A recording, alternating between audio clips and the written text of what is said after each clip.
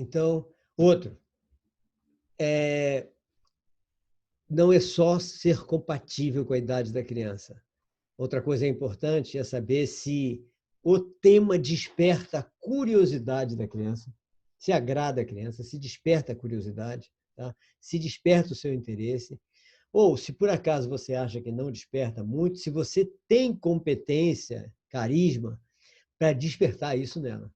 Porque é muito difícil você conseguir que a criança se desenvolva se, por acaso, você não conseguiu despertar o interesse nela naquilo. Quem ela vai estar ali, vocês veem que até em desenho animado que a criança gosta, de vez em quando a criança não consegue passar mais do que 15 minutos no desenho animado. Então, significa nós temos que ter estratégias para manter a atenção da criança, né? Outro cuidado em relação ao ambiente. O ambiente tem que ser confortável e estimulante.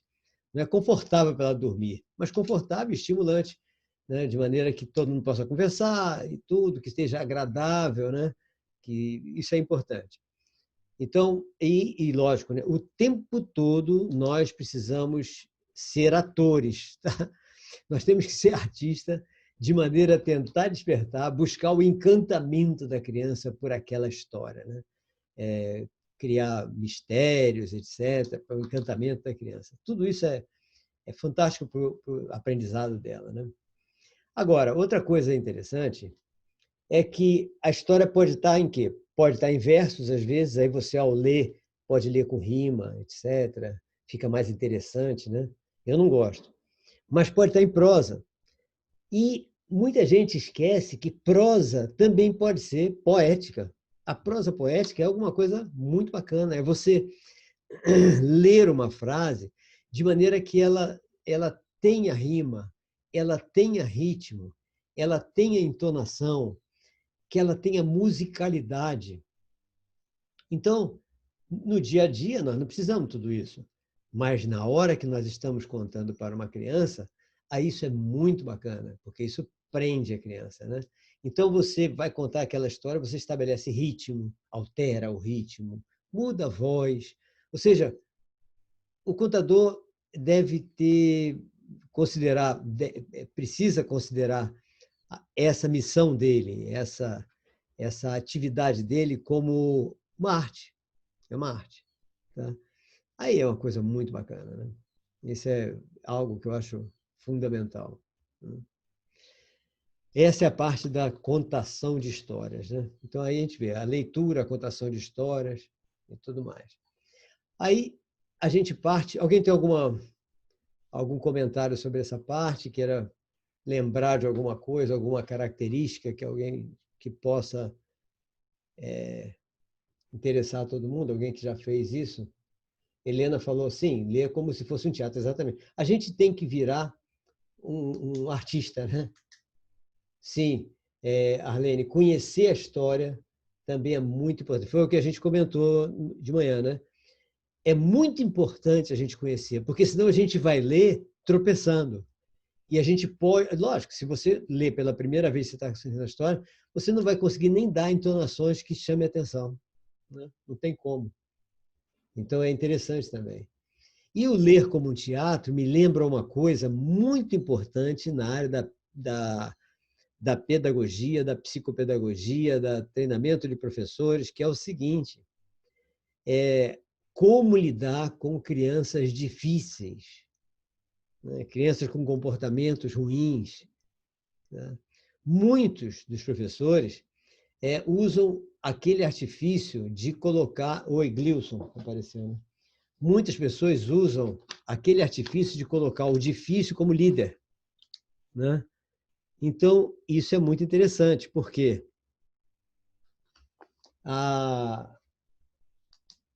se você fizer o que Helena falou, foi a Helena que falou, né? Não, Helena, como se fosse um teatro, né? Glaucio falou do tom de voz, exato. Se você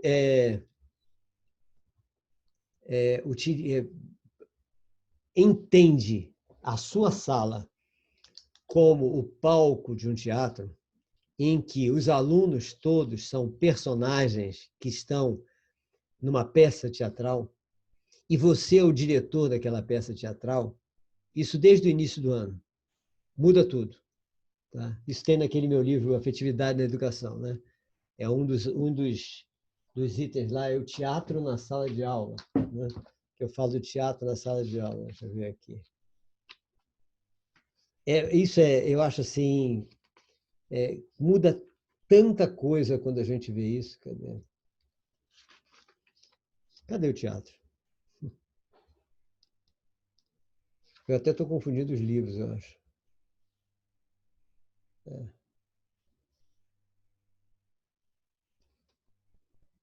Não achei, acho que está no meu outro livro. O teatro na sala de aula, deixa eu dizer o que é que eu me lembro, que é o seguinte, acho que está no Inclusão Responsável. Está no da Inclusão Responsável, deve ser.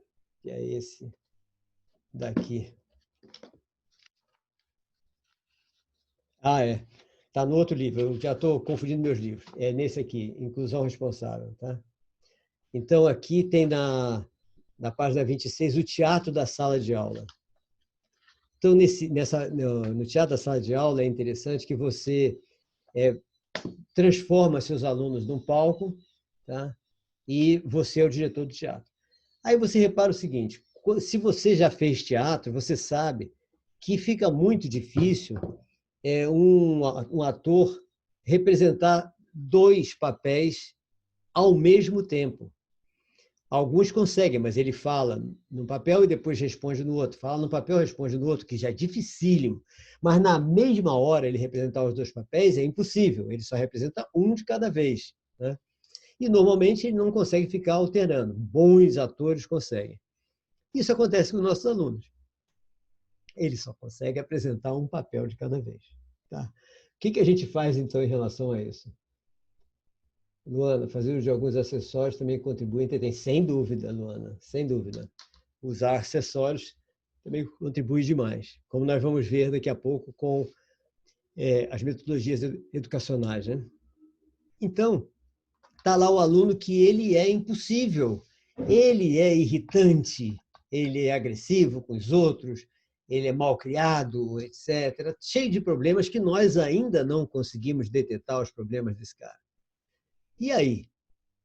Vamos escolher um papel para ele. Um outro papel. Por quê? Porque ele, na realidade, ele é bom. Por dentro, ele é bom. Ele apenas está representando um papel de ruim, de mal, porque ele quer esconder alguma coisa dele. Ele tem algo a esconder, ou ele tem algo a buscar. Tá? Construção da consciência. Luana, né? Contação de histórias permite a capacidade de ouvir, a discriminação auditiva deve ser trabalhada na educação infantil a fim de auxiliar o processo de alfabetização, construção da consciência fonológica. Exatamente. Agora vamos ver, então, isso. É por isso que eu digo, nós temos que gostar de todos os alunos. Aí vira um professor, como é que eu vou gostar de Joaquim, aquele garoto impossível, agressivo, mal-criado, que vive não quer fazer nada? Eu digo, porque Joaquim é outra. Joaquim está lá dentro dele. Essa coisa que você está falando é o personagem que aquele Joaquim assumiu e está representando. Então, reparem só, vejam, vocês entenderem isso, que muda tudo. Isso tem mudado todo o entendimento da educação e tem facilitado bastante a vários professores exercer o domínio de classe. Que tem até um curso nosso, que é um desses minicursos, vai ser domínio de classe.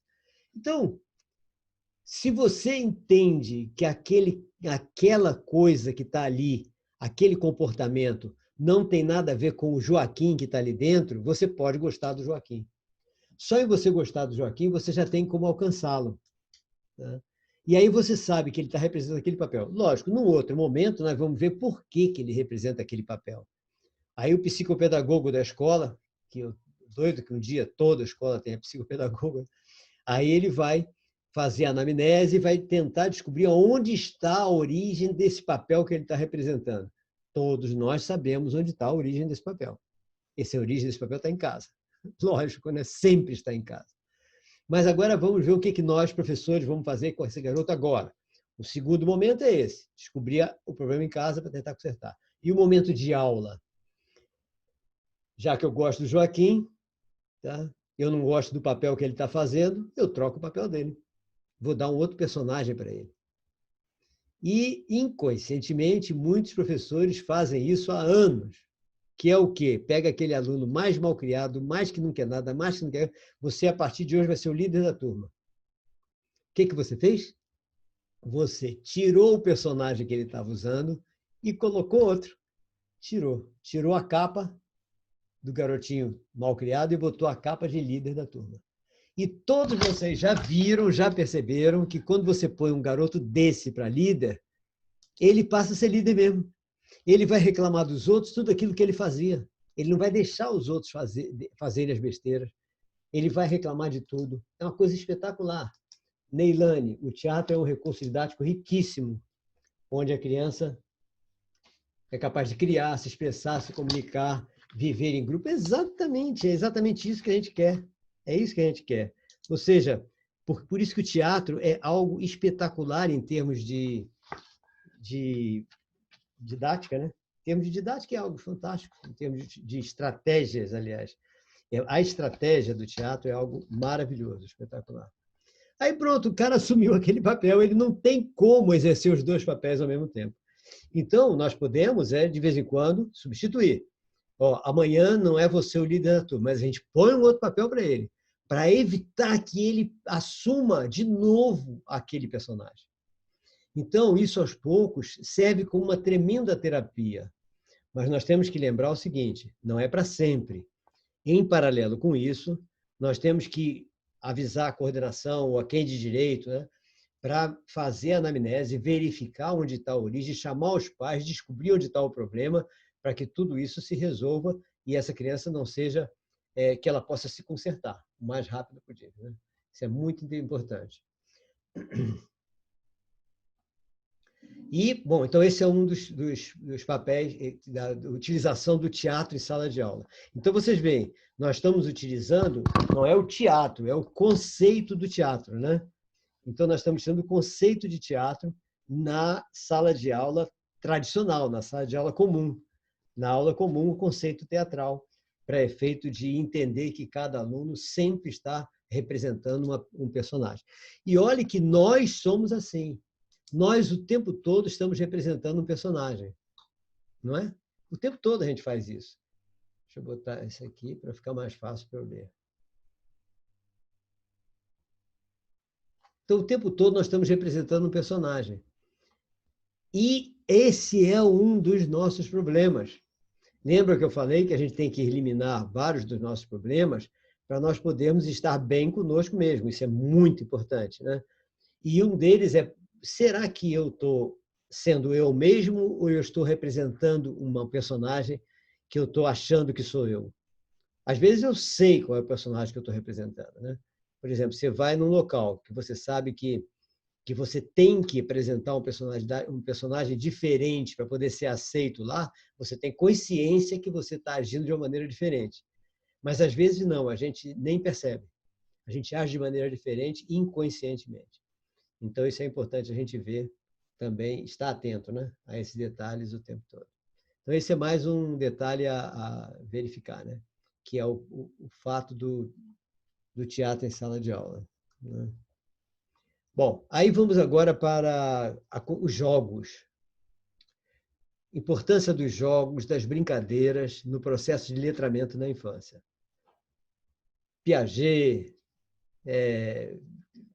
Vallon, Erik Erikson, todos eles falaram de alguma forma do que nós já comentamos também, que é o sensório motor. A fase sensório-motora, ela realmente é algo que a gente tem que estar muito atento a isso. Por quê? Ela é fundamental, como nós já comentamos, para o desenvolvimento do cérebro inteiro. Quando nós ativamos as áreas neurais correspondentes ao comando motor, nós estamos, em paralelo, ativando as áreas neurais responsáveis pelas diversas inteligências que, por acaso, estejam localizadas nas proximidades dessas redes neurais dos comandos motores, tá? Que nós não sabemos quais são, onde é que elas estão. Poucas nós sabemos, né? Ainda não temos como identificar as inteligências, segundo Gardner, em que área cerebral cada uma está. Nós temos desconfianças, mas não temos certeza nessa localização, né? Alguns neurocientistas, inclusive, nem gostam de dizer localização de áreas cerebrais, porque eles acham que as áreas podem variar constantemente, né? E podem mesmo, pela própria plasticidade cerebral, né? Aliás, por falar em plasticidade, eu vou voltar para sensório motor agora. Plasticidade, eu não sei se vocês sabem que existem 2 tipos de plasticidade no cérebro, né? Que eu não sei se eu comentei antes, sobre a plasticidade cerebral e a plasticidade sináptica, porque são 2 plasticidades completamente diferentes, tá? A plasticidade cerebral é essa que nós estamos falando, de substituição de áreas cerebrais que estão ruins para substituir, né, aquelas áreas que não estavam funcionando. A plasticidade sináptica nada tem com ela. Plasticidade sináptica é um tipo de plasticidade que ocorre na ligação entre os 2 neurônios, na ligação elétrica e na ligação química entre os neurônios. Então, o que acontece? Alguns neurotransmissores nossos, como o glutamato, por exemplo, ele tem o perigo de ser liberado em excesso e trazer uma dependência química ao glutamato. A única dependência química que nós sabemos que é possível ocorrer natural é a do glutamato, e por isso que nas vesículas, nas terminais dos axônios e nos terminais dos dendritos, existe, então, a gente percebe essa plasticidade sináptica que ela faz com que não ocorra a dependência química relacionada ao excesso de neurotransmissores, que é o excesso de substância química, né? Essa plasticidade ajuda um pouco a evitar as dependências químicas externas, mas não muito. Por isso que, a partir do momento que a pessoa tem um uso continuado de alguma substância química, ela acaba desenvolvendo a dependência. Por quê? Porque a plasticidade sináptica não é suficiente para compensar esse exagero de substâncias químicas que não sejam a do glutamato, tá? Então, essa é a plasticidade sináptica, né? Mas agora, voltando ao sensório motor, né? Essa parte sensório-motora é super importante. Diana falou que tinha um aluno que batia em todos, não parava quieto, e quando passei a solicitar a ajuda dele, percebi mudanças no comportamento. Exatamente. Quando você coloca ele como de alguma forma, líder, muda o comportamento do cara. É algo fantástico isso, né? É espetacular. Aí vamos ver, então, a parte dos jogos. A parte dos jogos é a parte que Piaget adora, né? A sensório-motora. Então, a parte sensório-motora que nós temos que prestar bastante atenção, porque são os pais, né? Eu me lembro que meu filho, por exemplo, um dos filhos meus, estava com 2 anos, 1 ano e pouquinho. E com 1 ano e pouquinho, eu estava com minha mulher na mesa da sala e ele levantou e saiu correndo para a cozinha e já foi pegando um prato para lavar. Pequenininho, tinha acabado de aprender a andar, né? E que minha mulher saiu correndo atrás dele e tal, para segurar, para não deixar, porque senão ele ia se machucar, e eu correndo atrás dela, segurei ela, deixa ele, porque ela queria protegê-lo para ele não se machucar, e eu queria proteger o desenvolvimento intelectual dele, fazendo com que ele desenvolvesse a área sensório-motora, e com isso ele ia desenvolver intelectualmente, né? Então, esse é a maior dificuldade que os pais têm, é exatamente isso.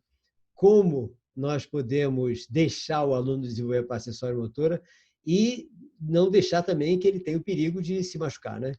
Porque para a mãe, tá, a criança não pode se machucar nunca. Para o pai, pode até quebrar um braço, que vai lá e conserta, engessa, tudo, então não faz diferença nenhuma. Então, a grande vantagem de pai e mãe é essa, porque os 2 extremos em conjunto acabam não prejudicando a criança, nem para ela não desenvolver e nem para ela não se quebrar toda, né? Que eu, por exemplo, quando criança, me quebrava todo. Eu e meu irmão, a gente se quebrava todo. A gente vivia na rua, e na rua a gente fazia miséria, e volta e meia tinha um com o braço quebrado, perna quebrada, nariz quebrado. Eu quebrei clavícula uma vez, braço 2 vezes ou 3, sei lá. Ele quebrou várias coisas também. Então, isso era comum antigamente, né? Antigamente todo mundo achava isso normal. Hoje não. Parece que o mundo vem abaixo quando tem um cortezinho na criança, querem processar o colégio. É um negócio de doido. Então, essas coisas hoje são mais complicadas, né? E a sensório-motora precisa disso. A gente precisa disso. Então, você vê, uma figura dessa que nós estamos vendo. Será que nenhuma dessas crianças vai cair e se machucar um dia? Mas é lógico que cai. Por que cai? Porque é criança. E porque está ativa. Se não cai e não se machuca, é porque não é criança e não está ativa. Então, pode ser até perigoso, deve estar com algum problema. Então, essa parte, por exemplo, esses exercícios sensório-motores, são fundamentais, são espetaculares. O que nós estamos vendo aí é aquele de pular em cima de argolas, né? Com 2 pés, com um pé, com 2 pés, com um pé, que nem semelhante ao amarelinha, né? Que eu nem sei se existe mais, porque essas coisas estão tão esquecidas e são tão importantes para o desenvolvimento da criança, intelectual. O desenvolvimento intelectual vem daí, né? Tanto que tem pais, né, que vão na escola e veem a criança brincando, brincando, brincando, aí tira da escola e põe na outra escola da esquina, porque essa escola eu não vou deixar, não. Eu estou pagando para meu filho ficar só brincando? Eu não, estou jogando meu dinheiro fora. Aí leva para outra escola que o garoto não brinca, ele vai só aprender a ler, escrever o nome, e vai ser um fracasso no futuro. Porque você não desenvolver a área sensório-motora vai ser não estar desenvolvendo as áreas intelectuais que ele vai precisar quando ele tiver 12, 13, 14 anos. Tá? Então, isso tem acontecido demais. Eu tenho recebido crianças, né, na minha escola que vêm de escolas assim. Então, e os pais todos satisfeitos. Não, meu filho, ele escreve o nome dele desde antes de nascer. Tá vendo? Ele extrai raiz quadrada, escreve raiz quadrada e declamou Camões antes de falar. Quase isso, né? Aí você já olha e já desconfia. Já sabe que essa criança vai ter problema na adolescência. Mas vai, lógico, porque não desenvolveu as áreas corretas. Não desenvolveu, a parte sensório-motora não deixou de desenvolver as inteligências. Então, ele escreveu o nome dele primeiro que todo mundo, aprendeu a ler primeiro que todo mundo, aprendeu a contar primeiro que todo mundo, e vai ser um fracasso no futuro. Tá? Como acontece. É uma dificuldade para a gente recuperar uma criança dessa. Ainda mais porque fica mais... O que acontece com essas redes neurais, que é importante vocês saberem? Elas estão se formando atrasado. Como elas estão se formando neurofisiologicamente atrasado, o esforço para a formação delas é maior. Por quê? Lembram da bainha de mielina? A bainha de mielina de várias desses neurônios já está formada. Então, a mudança de localização dos axônios é mais difícil, mais dificultada. Então, ele faz um esforço maior que os outros para poder aprender. Os outros, que tiveram toda a parte sensório-motora maravilhosa, está com tudo formado direitinho. Então, a facilidade é muito maior. E só que os pais não sabem disso. Eles não fazem por mal, eles fazem porque não sabem. Tá? Aí, a Aurilene diz que o brincar faz parte, né? E o brincar de maneira dirigida, como eu falei com aquela escola, né, que tem lá em Passo Fundo, no Rio Grande do Sul, é fantástico também. Aquela escola é espetacular, porque ela faz os professores treinarem durante o recreio. Então, essa é uma parte que é recreio. Aí é recreação. Então, na recreação, é fantástico nós usarmos isso. Luana diz que as escolas trabalham com essa atividade, pois estão dentro do campo da experiência. O corpo em movimento, a psicomotricidade está atuante. Exatamente. Exatamente. Percepção visiopedal. Pedagógica. Exatamente isso. Tá? Isso é fundamental para que nós possamos desenvolver bem a criança, né? Não tem nem dúvida. Deixa eu ver se tem mais alguém que eu passei direto aqui. Neilane, teatro é recurso didático, já falei, né? Helena, vê se é algo importante. Neilane. Não, acho que eu já respondi tudo, né? Já. Então, é isso. Essa é a sensório motora. Então, outra coisa importante, aqueles jogos de tabuleiro na quadra. Isso é fantástico. O que a gente consegue de resultado com uma coisa dessas é espetacular. Por quê? Porque as pessoas estão acostumadas. Aí é o dominó, né? A criança jogando dominó. O que ele está fazendo? Está contando, né? Ou seja, já é uma parte para desenvolver a parte da lógica matemática. Está pegando cada quadrado de cada tablete desse e colocando lá. Está andando, pegando, está em movimento. Se ele estiver parado no tabuleiro jogando, não é a mesma coisa que está aqui. Então, ele está integrando o raciocínio lógico-matemático com os comandos sensório-motores. Então, repara, aí é direto o que Piaget quer. É direto, né? Nesse jogo aí. Porque o olhar dos dois meninos, né? Como é que eles estão olhando para as pedras, raciocinando. Aí vai buscar uma pedra do outro lado para levar para lá. Ou seja, é algo espetacular. E os que estão observando, logicamente que eles vão fazer parte depois disso, né? Tem lucro também. Lógico que quem está jogando é que tem mais lucro, né? Então, estão aqui as pedras para ele escolher, ele olhando diretamente para cá, para ver o que ele vai colocar aqui, quais são as possibilidades que ele tem, o outro já de olho que vai ser o próximo, né? Então, é muito bacana. Então, isso é uma coisa assim espetacular em termos de desenvolvimento, né? Outro jogo é o de... Deixa eu ver se eu botei aqui. Esse também é muito bacana. Esse jogo que eu já fiz diversas vezes na minha escola, né? Exatamente, Aurilene, os jogos e o brincar devem estar sempre juntos com o aprendizado, não tem nem dúvida.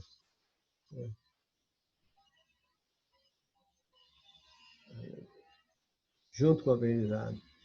Ainda insiste em dizer que o professor de educação infantil só é exato, só brinca, né? Mas é no brincar que a criança desenvolve os aspectos cognitivos sociais e a capacidade intelectual também, como eu falei, por causa da interligação entre as redes neurais cognitivas e as redes neurais de comandos motores.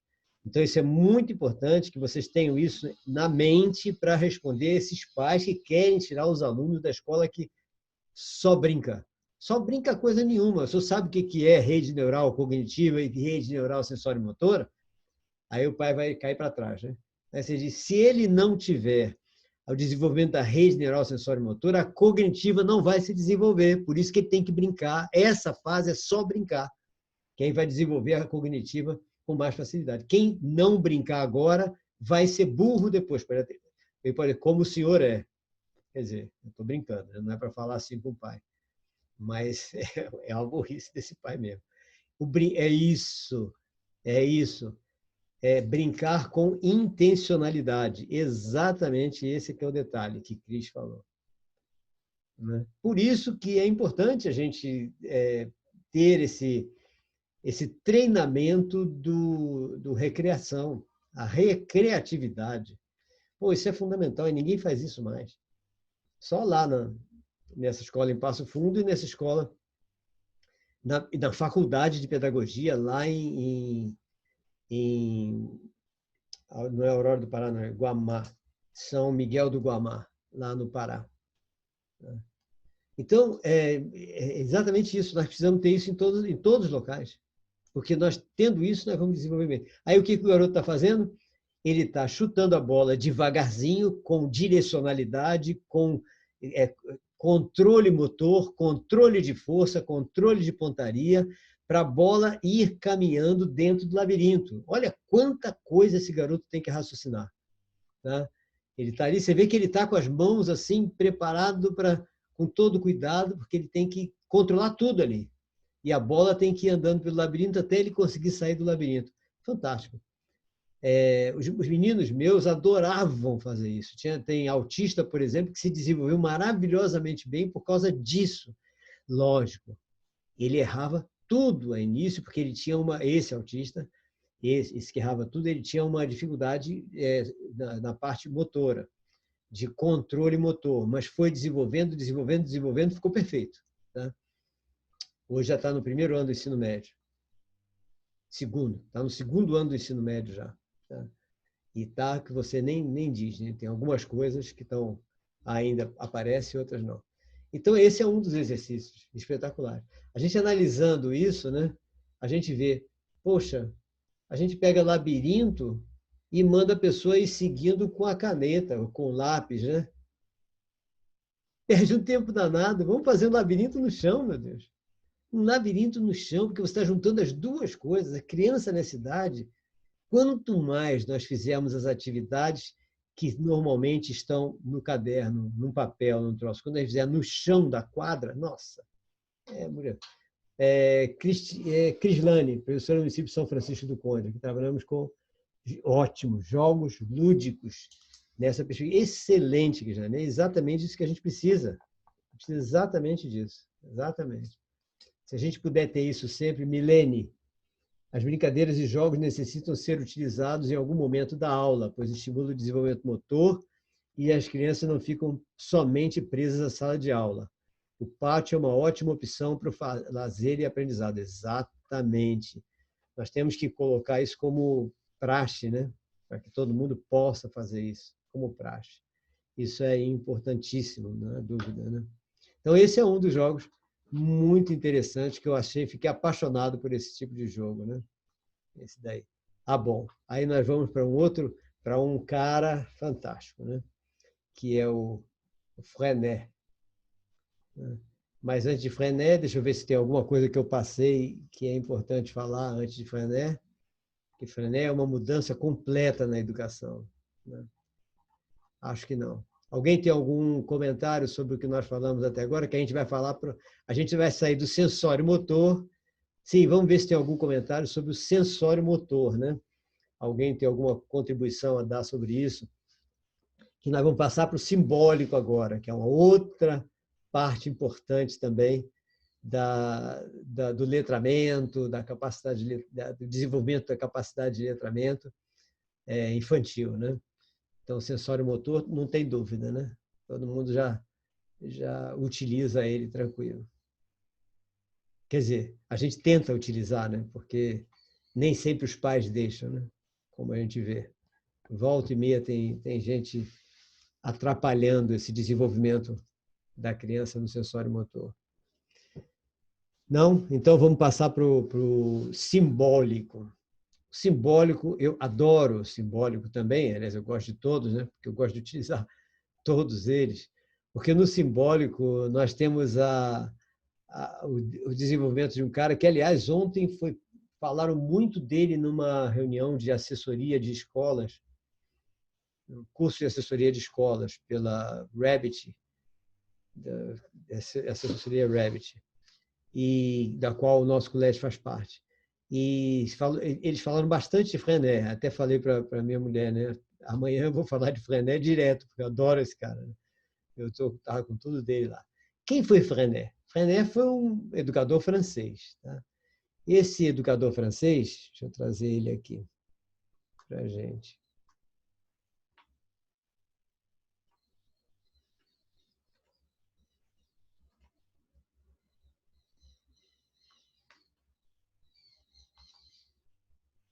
Aqui, é esse cara aí.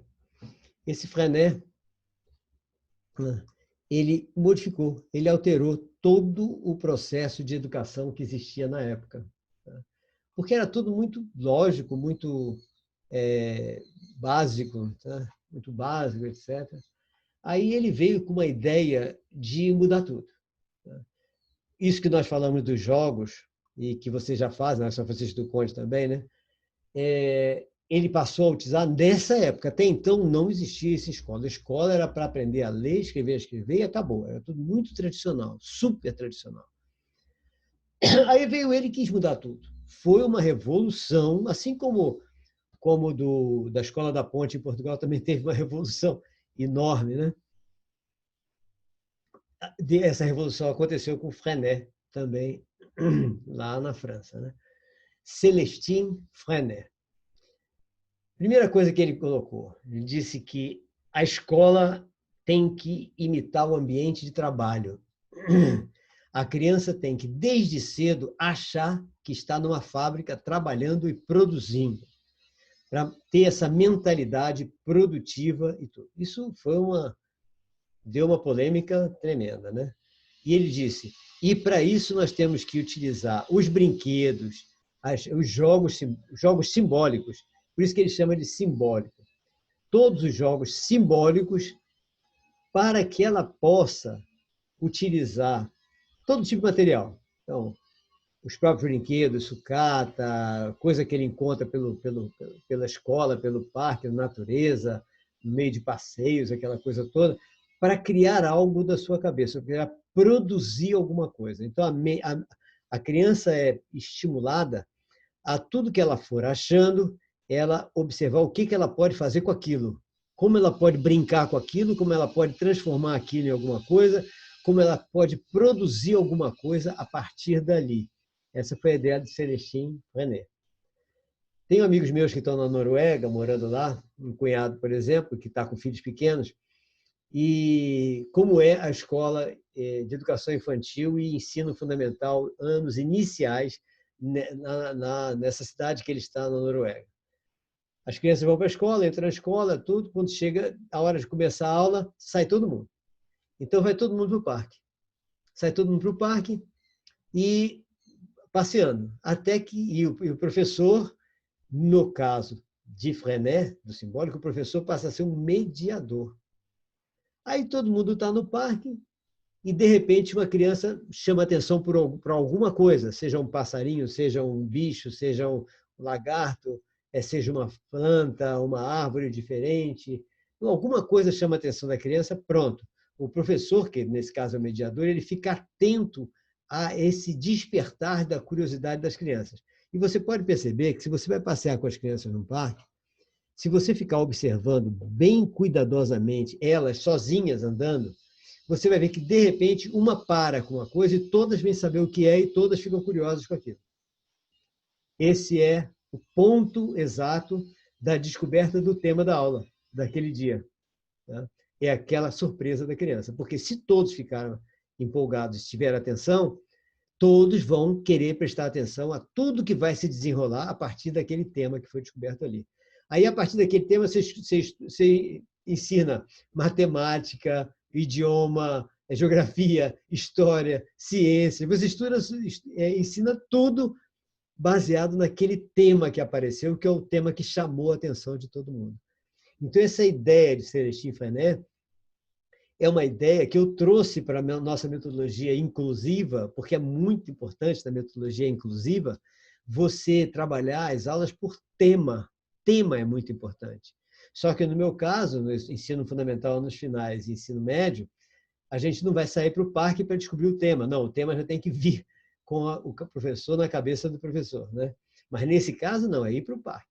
Então, isso é uma coisa que é espetacular. Então, as aulas deles são como? Aula passeio. Aí, todo mundo passeando. Todo mundo passeando, olhando um local, um parque, árvore, folha e tal. E aí vão descobrindo coisas, vão tendo atenção, e o professor mediador vai ficando atento o que ele vai usar como tema daquilo. E ele vai desenvolver o tema aí mesmo, tem que ser criativo, né? Que ele vai desenvolver o tema exatamente caminhando. De vez em quando para todo mundo, aí vai e pega caderno, pega lápis, começa a escrever sobre aquele determinado assunto, ou não, ou vão conversando para depois escrever sobre aquilo quando chegar na escola. Então, essa ideia é uma ideia que nós vamos ver que nós estamos desenvolvendo agora aqui no Rio Grande do Sul e na Bahia, ou seja, a minha instituição na Bahia está se juntando à instituição de um cientista que nós vamos ver até a figura dele, lá no Rio Grande do Sul, para nós podermos desenvolver esse trabalho, que é um trabalho muito semelhante ao de Freinet para a educação infantil e anos iniciais. Tá? Então, essas aulas passeios são algo espetacular, muito bacana, divertido, tá? Bastante interessante, fantástico mesmo, né? Então, e tem várias outras formas, né? Aqui está, todo mundo jogado lá pelo parque, né, se distraindo, e o professor dando aula, tá? Dando aula. Disfarçadamente, ninguém percebe que é uma aula, não é uma aula chata, porque ele está conversando com os alunos sobre aquilo que os alunos estão vendo, olhando, interessados, né? O aprendizado, nossa, é muito melhor. Como a Escola da Ponte em Portugal, que também é muito aberta, né? Completamente aberta, Zé Pacheco, que é o da Escola da Ponte em Portugal, ele teve muito problema, muito problema. Mas o que acontece quando você chega na Escola da Ponte, fazendo só um intervalo aqui com o Frenet, você chega na Escola da Ponte, qualquer criança que está lá, ela pode te levar para mostrar todos os ambientes da escola. E de que forma ela faz? Que aí na Escola da Ponte é a escola mesmo, não é como aqui, é como a de Frenet, né? Então, como é que essa criança faz? Ela simplesmente ela pega você pelo braço e vai levando para a escola. Aí a criança entra, essa é a sala onde a gente faz experiências assim, assim, assim. O objetivo da gente aqui nessa sala é esse. Criança de 8 anos, de 9 anos, de 10 anos faz isso. Tá? 10, 11 anos faz tudo isso. Agora, vamos para outra sala. Essa sala a gente aprende tudo de geografia, como é que a gente vê planetas, isso, aquilo. Então, o objetivo é esse. Aqui é o pátio onde a gente desenvolve a parte de exercício físico, para a gente ficar. A criança sabe para que serve cada sala da escola que ela está. Quem visitar a Escola da Ponte você vai ficar espantado quando você conseguir fazer isso. Vem cá, eu quero fazer uma visita. Alguém pode me mostrar a escola? O diretor da Escola da Ponte vai pegar uma criança e vai mandar a criança mostrar a vocês. E a criança vai dizer tudo. Aí você já aprendeu o que é a Escola da Ponte. Não é uma estrutura, é uma coisa mental. As crianças, foi colocado nas crianças, foi construído dentro das crianças a escola está dentro da criança. Então, a criança não faz parte da escola, a escola faz parte da criança. É completamente diferente. A Escola da Ponte é uma das coisas mais espetaculares que eu já vi até hoje. Tá? Um dos instrumentos que Frenet traz é a roda de conversa e o livro da vida, e também, Neilane, que Frenet traz é o jornal da escola. Né? Você já deve ter visto também isso, que você deve ter estudado Frenet, né? O jornal, foi a primeira vez que o jornal escolar, a correspondência entre escolas, é uma nova tendência pedagógica que foi abandonada. As pessoas não seguem isso, é uma coisa espetacular. E terminou no início do século passado, acabou. Né? Exatamente o que ele fala, Neilane, que Neilane disse, que não é o jogo que é natural da criança, é o trabalho. Então, elas estão trabalhando. Essas figuras que nós vimos, eles estão ali trabalhando, estão produzindo, estão observando as coisas, estão vendo a natureza, como é que pode mudar. Né? Aí, Marilúcia fala que podemos dizer, então, que seria o processo de aprendizagem no ambiente não escolar. Exatamente, Marilúcia, exatamente isso. É o que a gente precisa. Tá? Aí, Luana fala do jornal escolar. Exatamente, Luana, é o jornal escolar. É exatamente isso que ele criou, o jornal da escola. Foi isso mesmo. Então, nós precisamos resgatar isso, tudo isso. Então, vocês veem, não basta a gente saber que ele fez, nós temos que resgatar. A Neilane teve a oportunidade de ter alguns materiais da pedagogia de Frenet. Né? Agora, você vê, a pedagogia de Frenet, nós não precisamos nem de nada dele, né? Está no dia a dia. Se a gente sair para um parque, se a gente sair para qualquer lugar, o material está todo ali. Então, isso é que a gente tem que fazer. Nós temos que buscar essa possibilidade e colocar em prática, exatamente, que foi o que a Arlene falou. É colocar em prática o mais rápido possível tudo isso. É exatamente o que a gente precisa. Né? Neilane, você estudou Frenet, foi isso? Em especial? Porque realmente é um negócio bacana. Frenet é bacana. Então, o que tem mais interessante, deixa eu ver aqui, de Frenet, antes de eu passar para o outro. Então, está aqui, todo mundo jogado, cada um como quer. Lógico, tem uma parte aí que é uma parte que, para a escola, a pedagogia de Frenet é importantíssima e para o andamento da escola tradicional é negativo, que é o quê? Repare que tem garoto só de short, garoto só de short aqui, outros já vestidos, etc. O que acontece? Não tem uniforme. Tá? Então, não tem uniforme. Ah, você leu alguns textos, né, que é muito interessante. Né?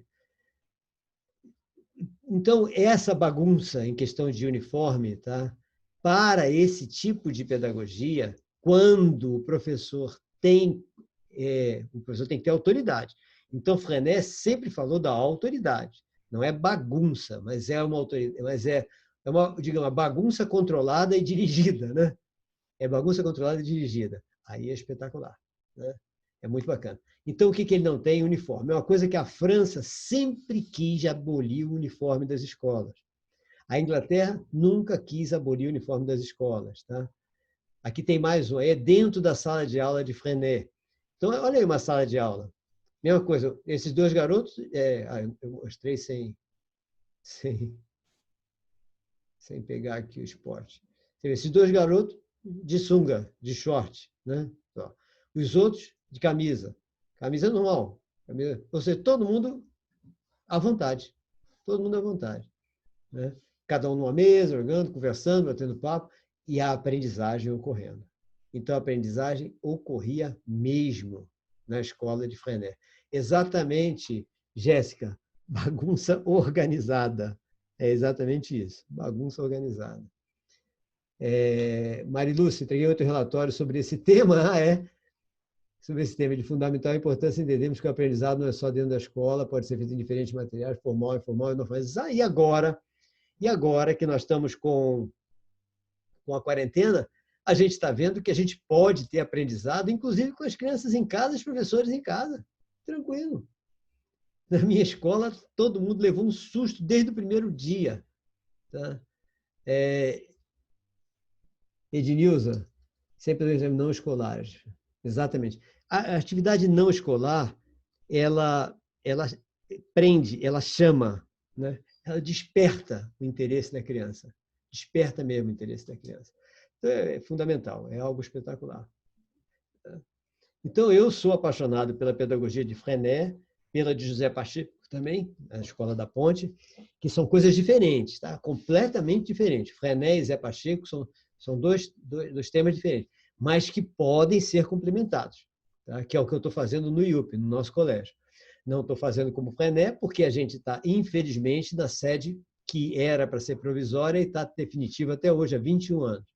Que eu não consegui construir a sede definitiva, que é lá perto do aeroporto, numa chácara de 20 mil metros quadrados que eu tenho, porque não tive grana para levar para lá a escola. Né? Que aí seria como Freinet e como Pacheco. Tá?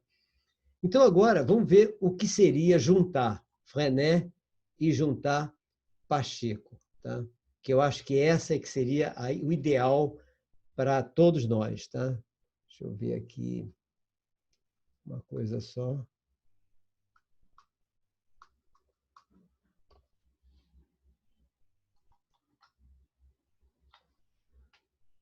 Tá bom. Então, o que seria juntar Freinet com Pacheco? Tá?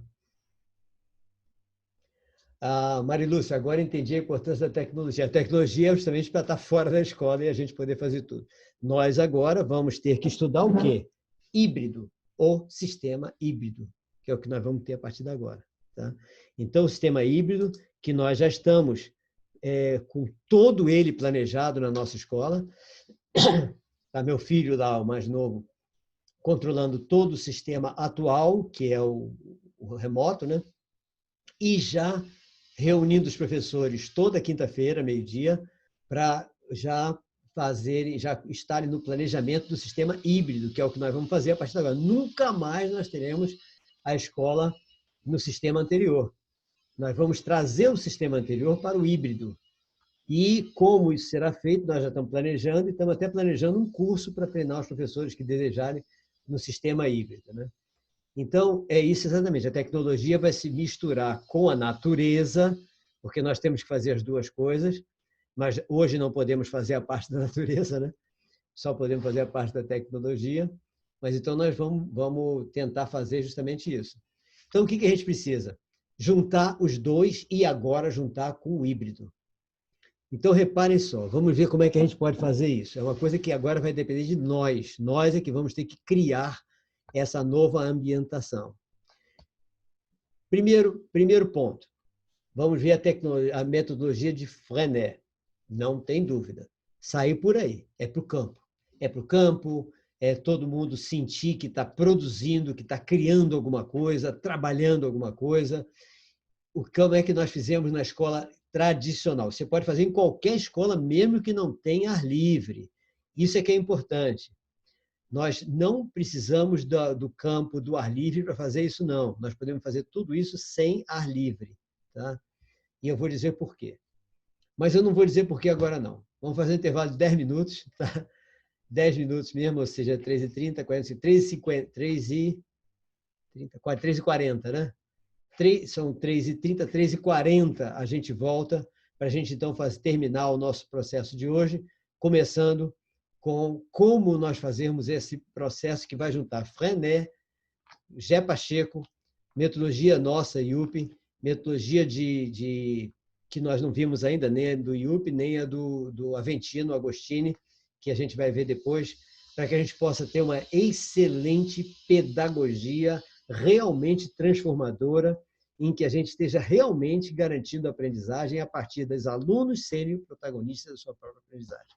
Certo? Então, 3h30, 3h40, a gente volta a fazer um intervalinho para eu também não gastar a voz, tomar um suco agora, uma água, e daqui a 10 minutos a gente volta, ok?